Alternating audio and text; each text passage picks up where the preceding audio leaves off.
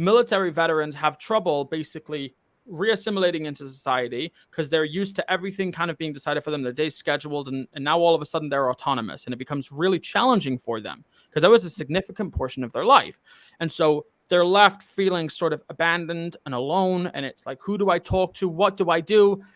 Finding a job is difficult. As you mentioned, getting into a home is difficult.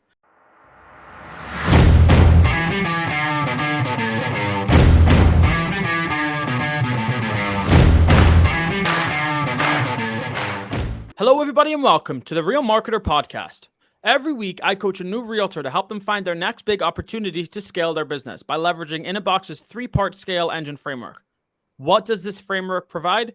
A brand that sells, systems and automations that'll help you accomplish more with less energy, and lead generation strategies that are built to scale. Each week, we leverage the scale engine framework to guide the conversation and provide practical, actionable advice. Our goal at Inabox and the Real Marketer Podcast is to help realtors scale their business and achieve phenomenal success in their careers. So whether you're just starting out or you've been in the industry for years, you'll find value in these coaching sessions. Join us every week as we speak with realtors from all over the country and help them take their business and their careers to the next level. And today we are joined by Trina. Trina, how are you? I'm doing well, thank you. I appreciate the opportunity to be on your show. Well, I appreciate you coming on to the show. Like I preface basically every single time, it takes a lot of courage to kind of come on and open yourself up and be vulnerable, because in order for this to be effective, we have to get pretty granular and specific as to what's going on in your business. So thank you for that. So that being said, why don't you just give us a 10-foot overview? Who is Trina? What's your story? Where you're from? Give us the whole shebang. Okay, well, I guess I'll go a little bit out of order. First of all, I am in Arizona. I'm a second generation Arizona native. Absolutely love it here. I cover all of Maricopa County, which includes the Metro Phoenix area and basically all surrounding cities. I also cover a little bit of Pinal County and Yavapai County, which are the surrounding counties. I came from a 30-year career in healthcare. Before I started into real estate, I got into healthcare because I loved helping people. And after 20 years in administration, it didn't feel to me like I was able to actually make a difference in people's lives because I was so far removed from the people that we were supposed to be helping. So I got my real estate license and I worked part-time in real estate for the last 3 years that I was in healthcare. I was helping about 4 to 5 families a year on average. And about a year and a half ago, I decided to walk away from healthcare and give my all to real estate. Okay, so then you said the last 3 years working in healthcare, you were in real estate, and in the last 1.5 years, you were going solo. So basically, you've been an agent for 4.5 years now? That's correct. Okay. So you said you were helping about 4 to 5. I wasn't sure if you said 45 or 4 to 5. No, 4 to 5. 4 to 5. I was working about 50 to 60 hours a week and doing real estate nights and weekends. That is a lot of work. It was a little much, but I chose the one that brought me not only more freedom, but a better sense that I'm actually making a difference for people directly. Okay, so then that kind of gets into the why. So the why you went into real estate is because real estate, like you said, brings more freedom and you're able to more directly at least help more people. That's correct. Okay. I help them in it. I look at it as I help them in a different way. And in healthcare, it's helping people heal, recover, get better, stay healthy. And real estate obviously is a completely different animal. I'm helping them with sometimes the largest investment that they'll ever make. And right. I need to make that a pleasant process as well. Let me ask you a random question. Sure. How would you describe the feeling when you are able to help somebody and you see kind of what you've done and that you made a difference in their life? What does that feel like to you?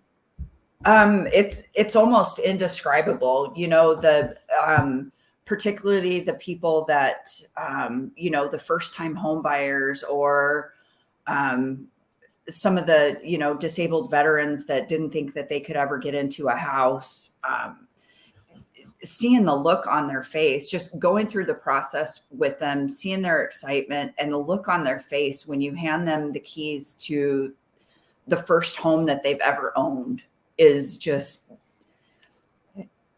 I can't even find the words to describe it. It makes me feel so great to know that I was able to help them get there and achieve that goal. I think what's beautiful is watching you not able to describe the feeling really says it all.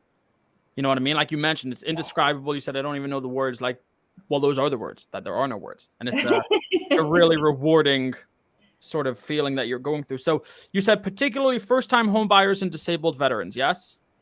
I have, the reason I say that, and I don't mean to, I'm not trying to discriminate between anybody by any means.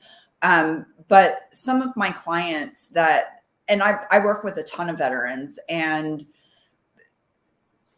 just some of those that are disabled, they got disabled in service, and they don't have a ton of money, and they think, oh my gosh, I can't buy a home. I don't have a down payment. They think what everybody else is, until they really get to exploring their VA benefits. And even that, once they explore their benefits, they're still unsure. Oh my gosh, I'm not going to be able to find a house. I have to get the seller to cover my closing costs. I'm really in a bind.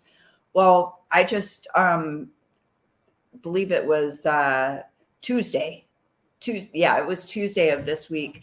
I was able to get a veteran family under contract in their first home. They have 3 kids, no down payment. They're coming up with $1,000 out of their pocket, and we got them under contract with all of their closing costs covered within a week. And just the sheer excitement for them it just makes me feel like I'm doing good. That's amazing. That's amazing. So let's look at first-time home buyers now. When you mentioned, okay, so disabled veterans, you also said first-time home buyers. What would you describe the process and the feelings that you're going through? Like, what does that look like for them, and what does it look like for you? Well, it varies with every client, but there are a number of first-time home buyers out there that need additional resources, and you can't just go their traditional route. And there are programs for first-time home buyers that they're not, many of them are not aware of. Down payment assistance. They just think that the process is too arduous, and they don't want to do it until, you talk through them and show them the reality of being able to think outside the box and actually purchase a home and become a homeowner. They're so excited because they've been, either they're young and they've lived with mom and dad and they started renting, or they've been renting for a long time because they just never thought that they could own a home. It's a very, very similar feeling. Everybody likes an underdog story, and it doesn't sound like you're any exception to that rule. It sounds like you're looking after the little guy. But I'm here to look after anybody, and I treat all of my clients the same, whether we're out looking at a $200,000 or $300,000 home, or we're out looking at $1.5 million homes. Right. I firmly believe that they should get the same level of service. For sure. Obviously, I need to tailor it to each person's individual needs, but as far as the level of service, no, everybody gets the same level of service. And this also sounds a little bit like it's almost like a mission statement for you. Would you say that generally speaking, the same level of service is not provided based on income levels or based on budgets? Yeah. Typically speaking. So that's a problem then in your industry. And then that kind of goes back to the why and your mission behind why you operate the way that you operate on a day-to-day basis. Right. And there are some realtors out there that will not work below a certain price point. Yep. That's not me. No. Okay. Yeah, this is perfect. This is really making a lot of sense now. So what would you say then? Well, you said 4 to 5 per year. Is that currently you're doing about 4 to 5 transactions per year? No, come to find out, I was almost in the top 10 in our county last year with 9. Hey, nice. Okay. So It's been a very slow year in the market. It's been tough. So what, because you have been going on an upwards trajectory, would you say Yes. that that's just typically speaking when you're working the same job for longer, more people know about you, or are you doing something different or improving your processes to get more and to experience that growth? Continually improving processes. And what do those processes look like? Learning, talking to folks that have done it and been successful, such as yourself. There are a group of realtors and coaches that I believe is how you and I connected. They've between my mentor and these guys, I've really learned a lot, and I'm finding what works for me. Yeah. It's not going to work for everybody, but I'm focusing on those and the consistency, and it is starting to pay off. I started the year with 4 new clients in the first week. Wow. Okay, so let's show some love to those coaches and some of those mentors that are kind of helping you get to that stage. Why don't you do some name dropping so the audience can go and check them out, and we can help them grow their audience as well. Who is it? Walter Key, Brad Vanderwall, Chris Rains, Yeah. Tyler Gibson, and the whole Double Your Income coaching staff of coaches. Okay, so just to digress. Kara McMaster, they bring her on the show. She's great with some of the social media stuff. But these guys really have a lot of great information, and they're willing to share it with people for free. Yes. So. These guys they're actually all good friends of mine. Not Kara McMaster. I've never had the pleasure of meeting her. Also, Tyler Gibson, I've had just like 1 or 2 conversations with him, but like Robert Bean, Walter Key, Raymond Scholseth, Brad Ray. I can't forget Ray.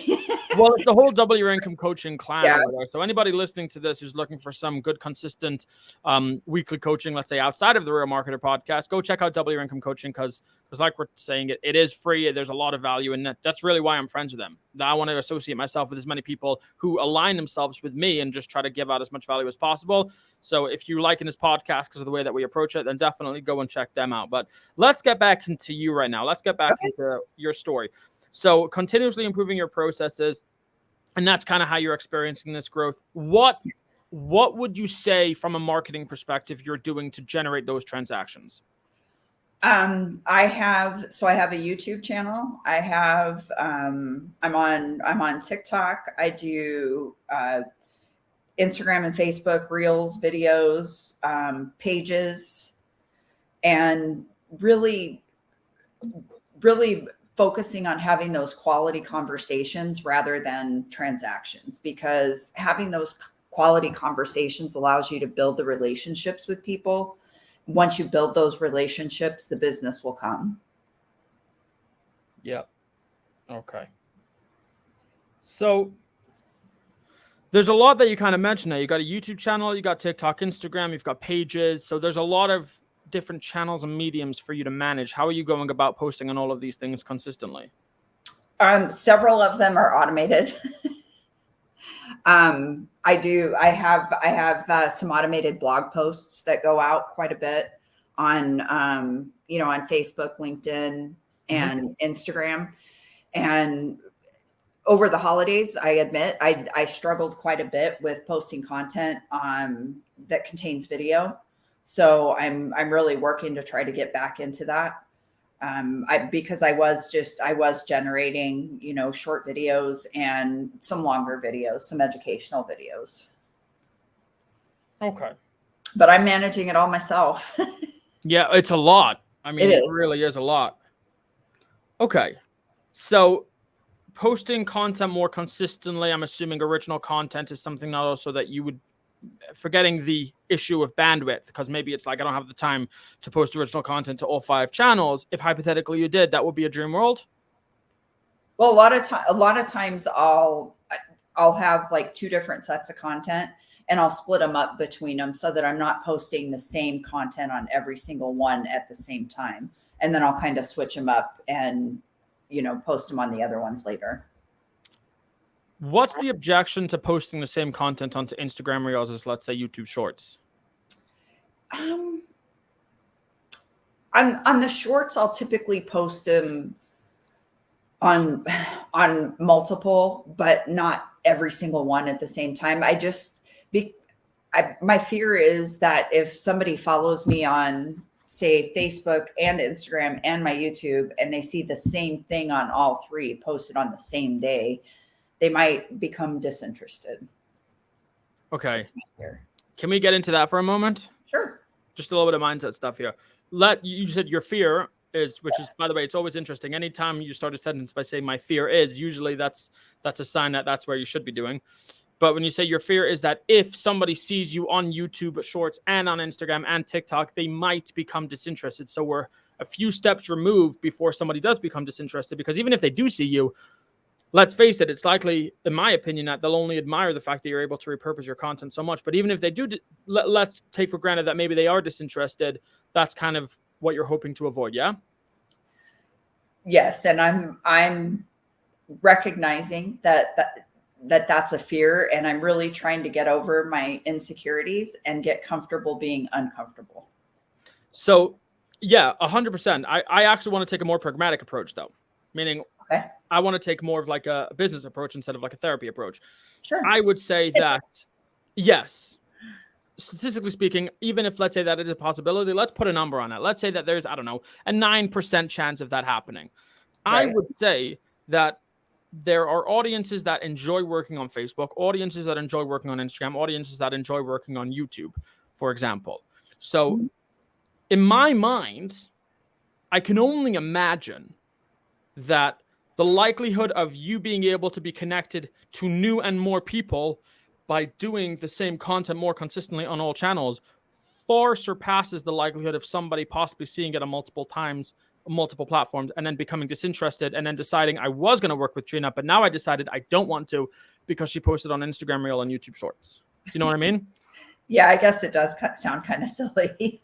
It's fine. Like a lot of the time we get in our own head, which is why I know so often people kind of just scoff at mindset training and stuff like that. Like I know it kind of it sounds like very airy fairy and voodoo stuff, but the reality is that the reason that it seems like, I don't want to be presumptuous, but it seems like the reason that you weren't until now posting to all of these platforms is because there was a mindset about what you think would be happening. But really the mindset shift allows you to open up to a big opportunity that until now, I believe that you'd been missing. Correct. And I've always had insecurities about how I look, how I sound, on video. But the truth of the matter is that's me, and that's what they're going to see when they meet me. So, if they think I look goofy, then they're going to think I look on video, then they're going to think I look goofy when they meet me. So it doesn't really matter. So I always used to have this, I always used to hate my voice. Like until like now, I mean, I'm all over the place. It doesn't really bother me at all anymore. But when I was younger, I used to hate my voice. And then when I was, let's say, just got into college, first year college, I always thought I sounded like Kermit the Frog, which I think if you're listening to me, you can kind of hear what they're saying, what I thought. And then one of my friends said to me, he says, "Oh, hello, my name's Oliver." And I was like, "Why'd you say that?" He goes, "Because you sound like Kermit the Frog." And it just wrecked me. And then it was like all of my fears crashing down on me at once. But anyway, the point is it's like, that's the only guy who's ever said that to me. And it was like everybody in the world hates their voice until I kind of get used to it. I'm not really telling you that for moral support or advice. I'm kind of just telling you as a funny story, because I think that you're sort of embracing the fact that you just got to do it anyway. So, okay. So that said, that was kind of a nice little digression over there. So let's get back into the direction that I sort of want to take this. And the direction that I want to take this is twofold. I want for you to attract more of the right people. And I also want for you, and it's kind of concurrently, I want for you to be able to build a brand as an expert in a specific niche, a specific demographic, so that your content becomes effortless and you can then attract more of the people that you want to work with. Okay. That's what I'm thinking.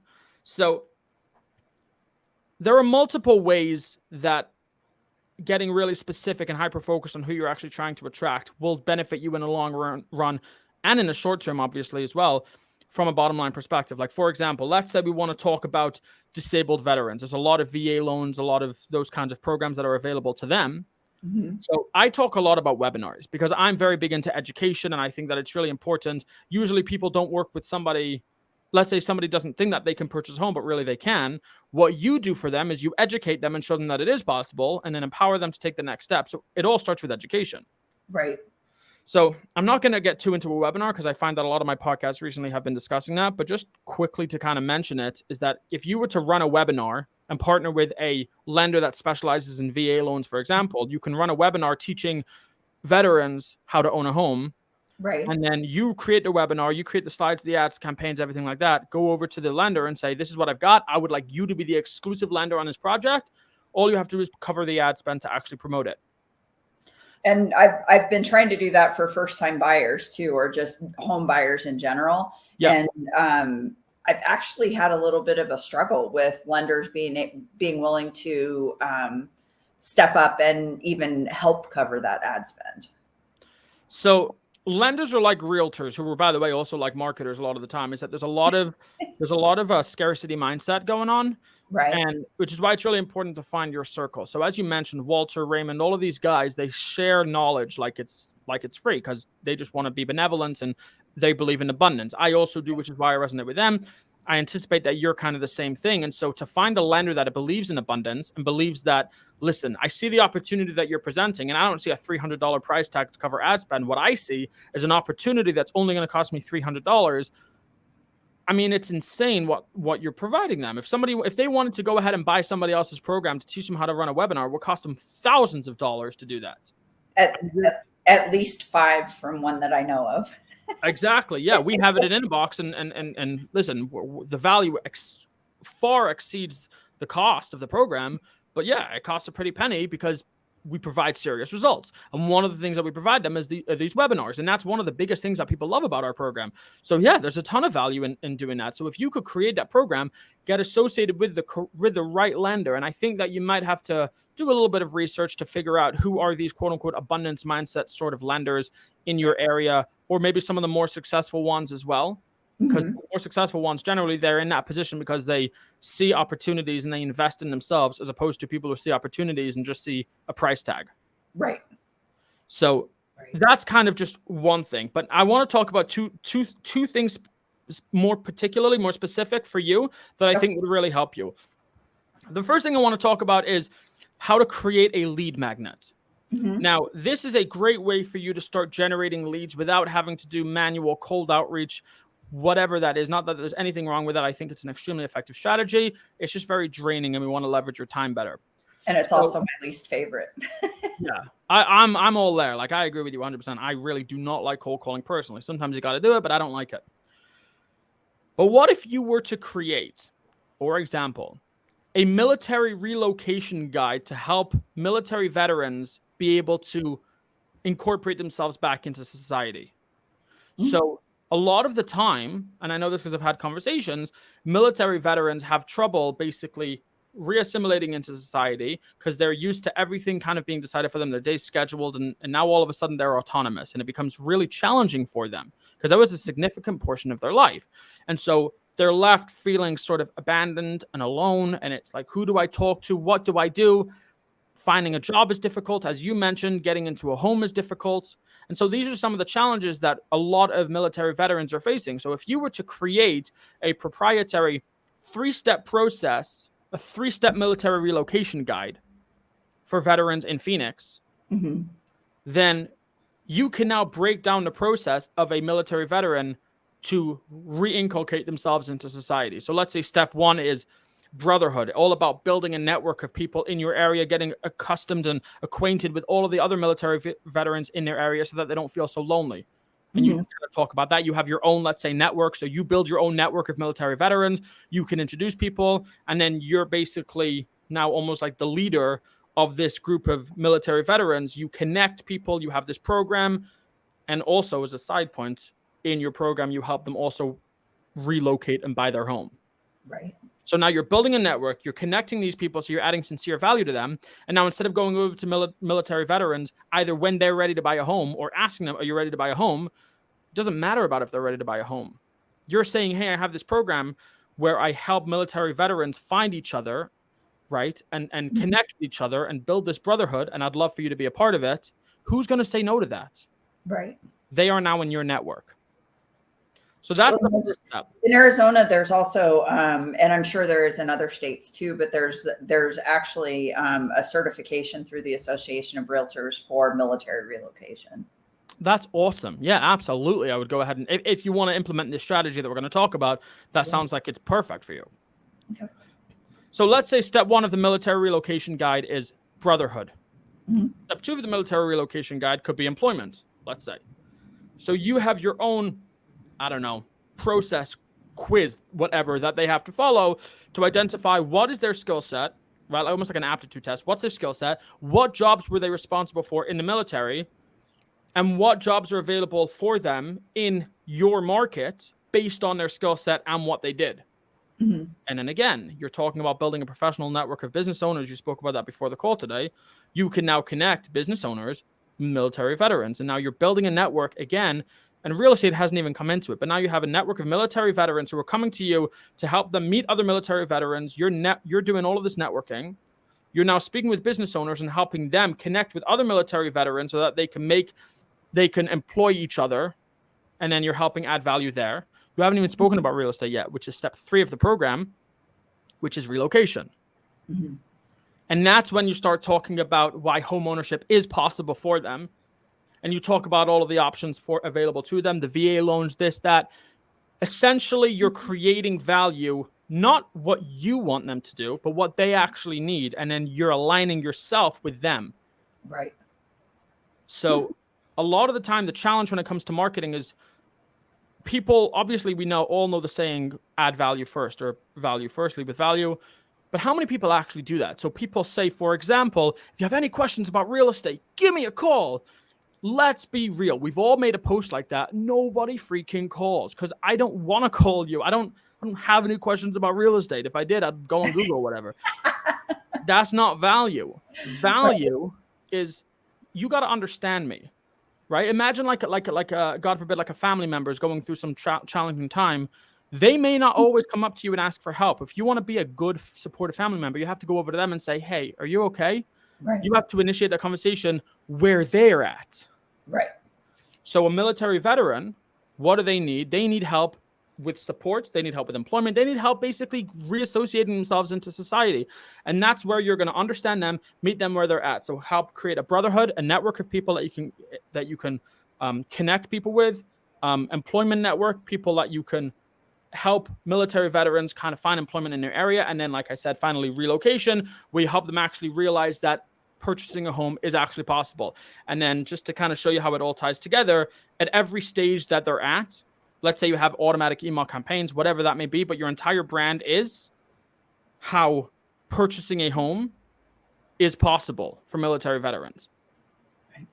And once they've associated with you to connect with all other military veterans, once they've associated with you to help them find a job in wherever they're at, they're also seeing your other content that's consistently showing them, here's what you could do to purchase a home. Here's what I just did for this family. Here's what I'm doing here. And then they kind of start to realize. And that's why building up your network of people before they're ready to purchase a home will really pay off in the long run. Great. Thank you. So those are some great ideas. Yeah, so I think that is really going to allow you to kind of become the leader of this network, the leader of this group, and get into the conversation before the quote-unquote real estate conversation is actually being had. And I think that this will tie in really nicely to the second and final thing that I wanted to discuss, which is the content piece, where there's a lot of different channels that you're facing. And in order to make the strategy that I'm about to show you, about to tell you, you'll have to embrace the fact that it's okay to post the same pieces of content onto multiple platforms. But let's say if you had a podcast, right? Or you've got a YouTube channel. What kind of things do you discuss on your YouTube channel? I only have posted a few times. I've done some shorts. I've done some videos that I've done at open houses, quick home tours. And pretty much that's it. One of the videos I did was on divorce and real estate. Gosh, I'm drawing a blank, of course, because I'm on the spot, but I don't have enough content on there. I know that, but the majority of it is real estate focused. Actually, all of it is. Okay.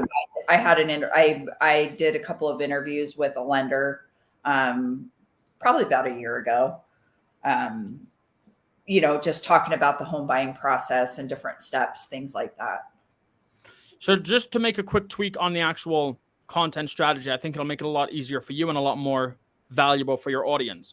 Because remember, we spoke about you have to meet them where they're at. So yes, the real estate content, yes, it's all stuff that you know and that you're comfortable with, which I think is just as important, if not more important, than being able to reach them where they're at, because you have to speak in a way that's authentic to you.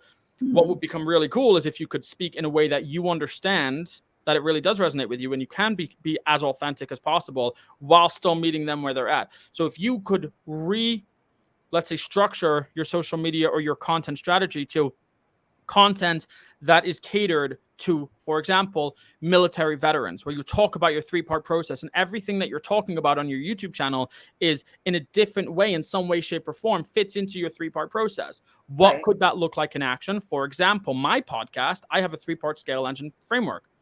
Every single podcast that I do, I essentially use my framework for coaching. That's what I'm doing right now. I refer back to my framework and I talk about it. And every time someone listens and is quote unquote impressed by what I'm saying, really, it validates my framework every single time. So you have your own framework, let's say.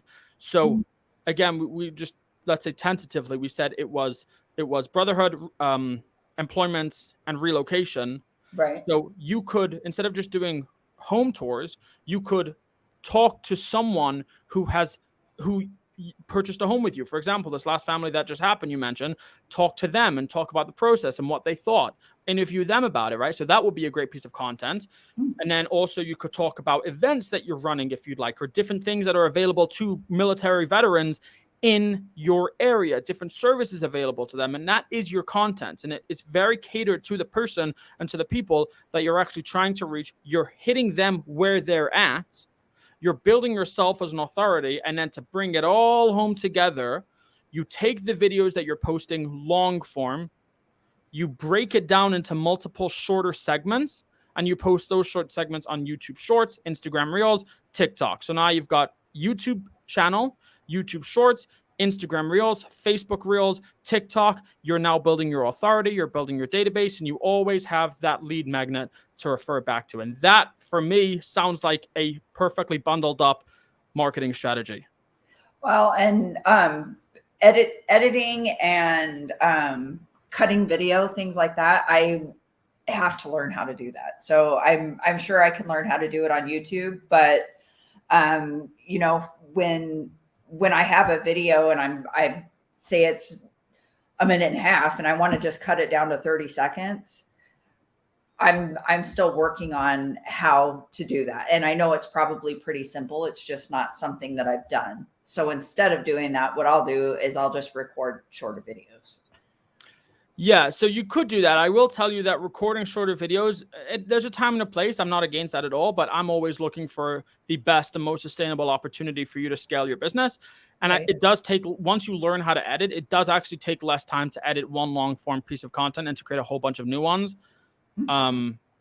And you're also just, you're also advertising the long form piece of content with the short form, because they might see something that they like and then they want to go and find a full video or something like that. But I would say that, yeah, I think that there is an element of having to learn how to do it, or what you could do, because now that you've got the strategy all tied in, you know exactly what you're doing. You could honestly hire people on Fiverr for not very much money. And as long as you give them the timestamps and provide to them a style that you're looking for, find anybody anywhere on YouTube that does something similar to what you're looking to do and say, I want it to look kind of like this. Here are the timestamps, pay them $10 a video, $7 a video, see what they can come up with. And I mean, you can get a lot done with not a lot of money. I'll have to check that out. I've heard of Fiverr, but I've never used it.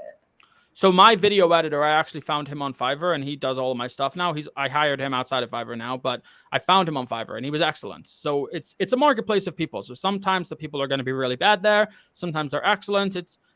It's really hit and miss, but they have reviews on Fiverr. You can see the work that they've done in the past. It's like Amazon. You're buying a product you're not familiar with. but they have reviews and other people's experiences to refer back to. So it's just like that. So give it a go. Spend not a lot of money at first just to test it out. Worst case scenario, you wasted $7 and that's okay. I'll give that a shot. Thank you. Okay. How do you feel about this strategy from two perspectives? Number one, from a exciting perspective, does it make you feel excited and almost like you could feel passionate about doing content and creating content and building your authority? Yes, absolutely. And then the second thing, and just as important, do you feel like this is overwhelming and something that will have a short lifespan, or do you think that you'll be able to maintain this long term? Oh, no, I think I'll be able to maintain it long term. Fantastic. So all the strategies and ideas discussed in this episode were made possible by Inabox and the Scale Engine framework. If you'd like to learn more about how you can scale your business to the next level, you might want to check out Inabox, which is a coaching program and CRM designed exclusively for realtors. Our team of experienced professionals and coaches will guide you through a proven 3-part Scale Engine framework to help you scale your business and achieve success, just like you heard on today's episode. Inabox includes one-on-one coaching, access to a private community of like-minded realtors, a variety of resources and tools to help you scale your business, the complete 3-part Scale Engine blueprint for you to follow at your own leisure, one of the most comprehensive and simple to use CRMs on the market, and way more. Guys, don't let your competition get ahead. If you're ready to scale, then now is the time to invest in yourself and your business with Inabox. Guys, go to goinabox.com to learn more and sign up today. And if you'd like to apply to be a guest on the show, send an email to oliver@goinabox.com and let me know why you think you'd be a good fit. Trina, it's been an absolute pleasure. Thank you so much for coming on to the show. And I'm looking forward to watching you implement these strategies and scale your business to the moon. Oliver, thank you so much for having me on. It's been a pleasure.